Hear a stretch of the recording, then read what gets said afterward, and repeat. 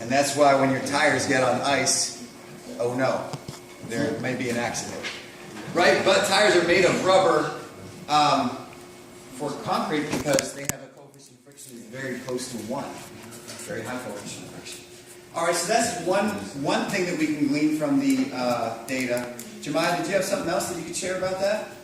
No, it's the same thing. It was just like, yeah. It was reworded what you just said. Okay. All right. There's one other thing I think we can glean from this. Yeah. Look at the surface area. The surface area that's in contact.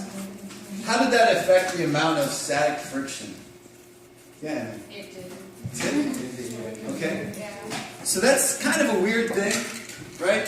You take this same bad boy right here, and the bottom of it has a certain amount of surface area, right? And the side does as well, and the top does. It doesn't matter. It's just the normal force acting on it and the properties of these two surfaces that are affecting my friction. So that's something good to know. It does affect the pressure, though. We won't really talk much about pressure, but this load on a bigger space is distributed more evenly, right? And so the pressure is less. But on the tip of it, now all the weight is supported on this really small surface area. So that's why this will hurt a lot more than this. It's resting on. That's why they used to ban girls from wearing high-heeled shoes in nice hardwood floor areas, because all that weight is concentrated right on that little point. I guess that's why you shouldn't kick people in the face with high heels. Or step on their toe. Yeah, that's probably a better way to Okay, I won't do that. Okay. You know what? I think we're done to get from here. We got one more tiny experiment. Take your hand. Does everybody have a hand? Did you guys forget to bring your hands? Yeah. Okay, borrow your neighbor's hand if you have to. Okay, I'll take your hand. Put that neighbor's hand down on the desk. Gently, very gently. And now move it back and forth on the desk. You're feeling some friction. Now press your neighbor's hand down hard and try to move it across the desk as well. Wait, like I should do it for a neighbor or do it For yourself or your neighbor. Oh. You got your hands. I was about to do that with your hand, but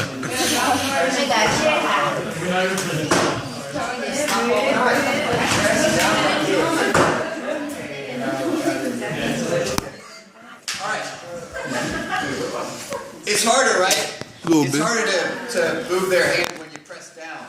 I knew all this stuff over there. Because you're increasing the normal force. Right? The normal force just talks about how much those things are pressing together. And so when you increase the normal force, you also increase the friction. Okay.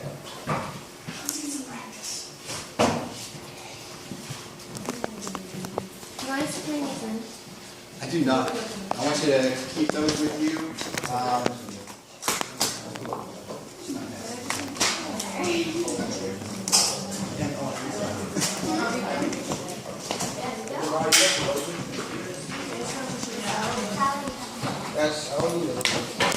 Okay, I think we could just. Oh man. Distributing papers.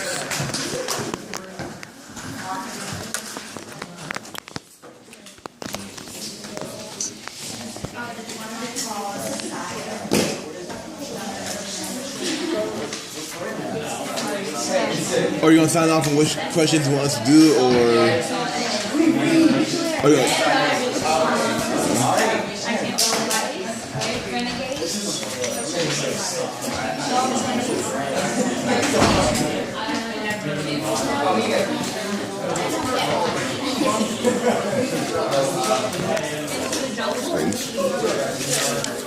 There you go.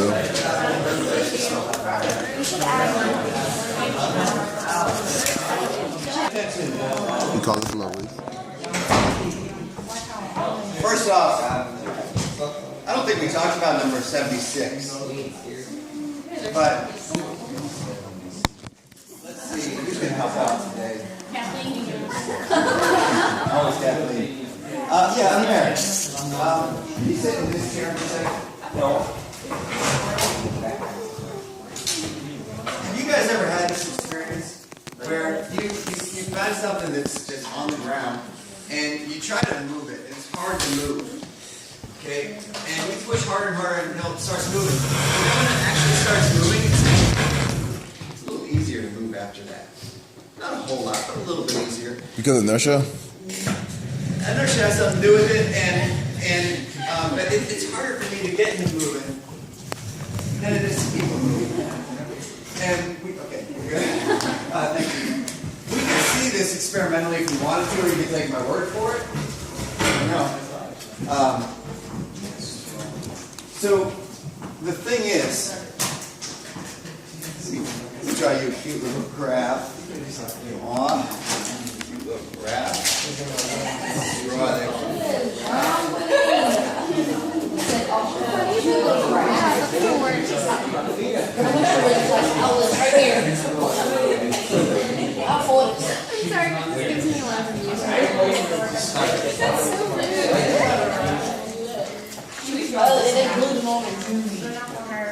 You don't necessarily need to draw this graph.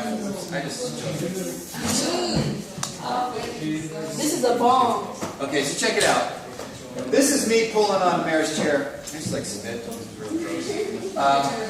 The harder I pulled, the more the force of friction went up. And then it's like, doesn't it go at a constant once you get them moving?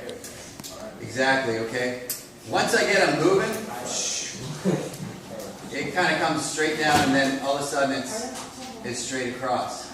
Why does it come back down? Okay, this drop right here. Well, yeah, see, what friction does, okay, check it out. This is the bottom of the chair. Here's a mare. Okay. You can't really see. Okay. All right, there's the bottom of the chair where it contacts the ground. Well, everything looks nice and smooth, right? Until you zoom into that. All right, and you explode it up, and you look at the microscopic level, and the bottom of the seat has all these like imperfections, and the top of the ground actually has, it might be a little smoother, but it also is not perfect. And when those two things are pushing together, these little things are kind of catching on each other, making it hard to move the one past the other. Which is called friction. Yeah, that's friction. And then when you start them actually in motion, though, they don't have time to go down into the valleys so much, right? And so it's easier to keep them gliding from tip-top to tip-top, I guess you're going to put it that way. But you don't have all those microscopic things pressing together as far anymore. So it's easier to keep them gliding past each other. If you put eyes on that, it kind of looks like a little alien. What's the Cookie Monster? All right, it's Cookie Monster. Okay. Sorry. So is that how I get Whoa. There's a cut. Elmo and Felix. Nice. All right, so I want you guys to focus mainly on conceptual questions. So we're going to look at these CQs. Wait, 70. All the CQ? Yeah, well, except for 81. Except for 81. Yeah. 79. Okay. And then we also want to get some practice at how do we solve problems. So then we're going to look at the odd problems beyond that. Starting with, 83. Is this like our homework for tonight? Or no? It's going to be due on Friday. Oh. Yeah. Are you gonna be here tomorrow? Are we going to be here tomorrow? No, like you, cause like some like our English teachers. Oh yeah, I'll be here. We're gonna do a lab tomorrow.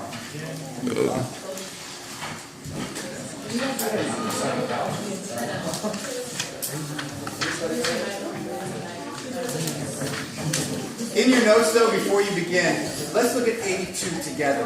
The unit was happening at the beginning.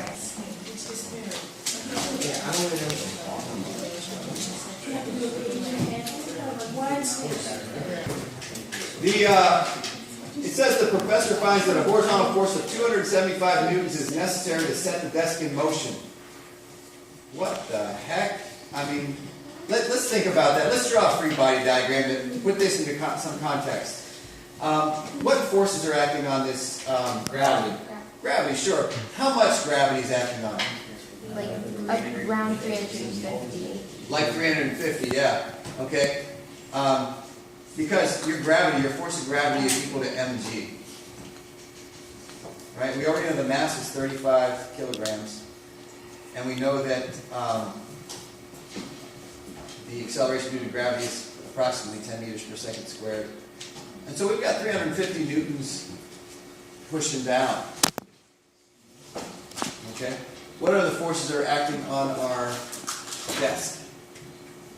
The desk is pushing up with the normal forces, 350 newtons too. Okay, there is an upward force on the desk of 350 newtons. Okay? How do we know that there's 350 newtons up? And I'm going to label this as F sub S max. Because I know beyond that point, that thing went into motion.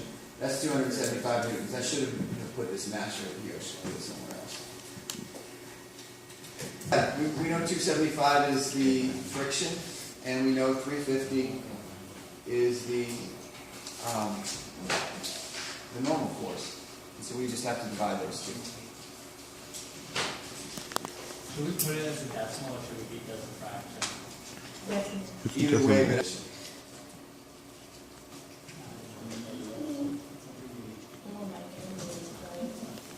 No, I'm too worried. What's it called?